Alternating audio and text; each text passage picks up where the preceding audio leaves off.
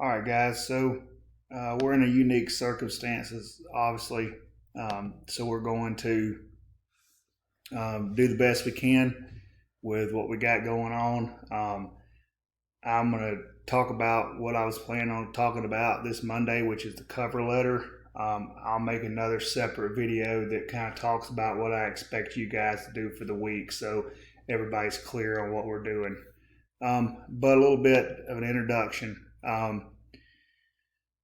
A resume, like we talked about, is kind of an itemized list of what it is we're able to do, our skills, our abilities. Cover letters are more in depth. They emphasize, they highlight experience. They review job requirements, and they talk about how we can do good in that job. Like I said to some of you guys last week, I put a lot more stock in cover letters. It's been my experience that cover letters tend to show how sincere somebody is about a job. Okay, and really kind of seems to separate the okay candidates from the great candidates. So, kind of a cover letter follow-up, a letter of application. This is kind of a letter I'm going to send when I apply for a specific position. So an example, I'll contact you the next 2 weeks to see if you require any additional information regarding my application. Letter of inquiry is asking about the possibility of an opening.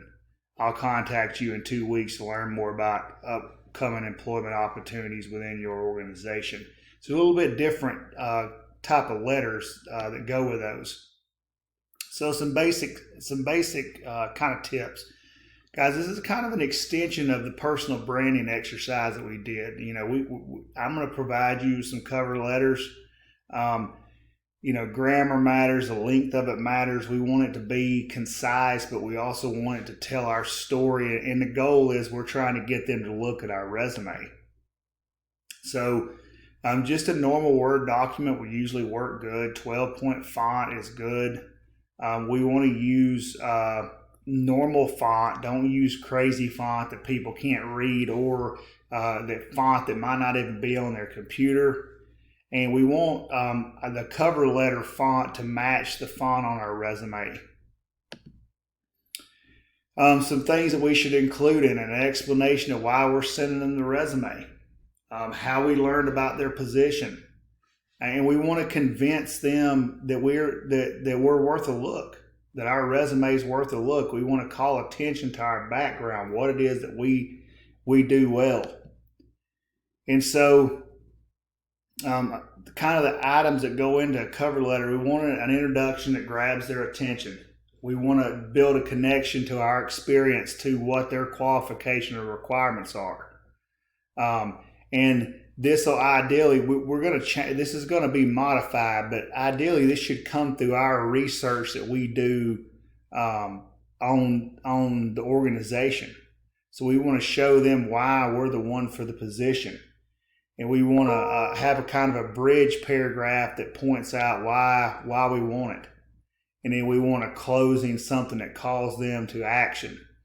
And I know that's a lot to take in, and that's why we're doing a couple of drafts of this. But starting next week, we're going to actually have an organization that you're going to be specifically writing the cover letter to. We're just trying to at least get the bare bones part of it this week. Excuse me. So, cover letters should reflect your attitude. Like I said, guys, I learn a ton about somebody from a cover letter. It's amazing. You can tell who's sincere, who really cares about the organization, who really thinks that they're the person for the job.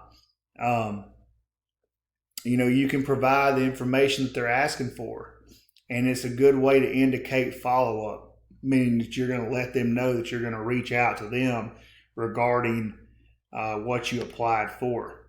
So this is just kind of a template you can go by. I'll provide another template for you this week. But the opening paragraph is going to state why you're writing, how you learned about the position, a little bit of information about yourself. Second paragraph is going to tell why you're interested in the employer and the type of work that it does. Okay, we want to be specific here, even though this first draft you do won't be that specific, but this is where you're going to talk about qualifications, what it is you have to offer them. And the third one's going to indicate that you would like the opportunity to interview for the position or talk to them more about it.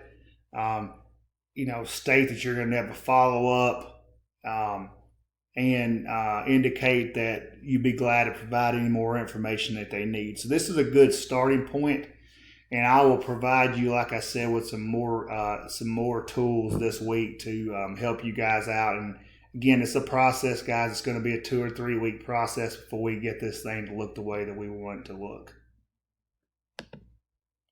And then a couple of things. Quickest way to get this thing trashed is bad grammar, highlighting your weaknesses, being negative, underselling yourself, or being too arrogant, and using cliches. Again, we want to avoid those kind of things, guys. We want to just be a very straightforward letter. And I promise you, even if we're not going to be in class, we're going to get this thing right by the time we leave class.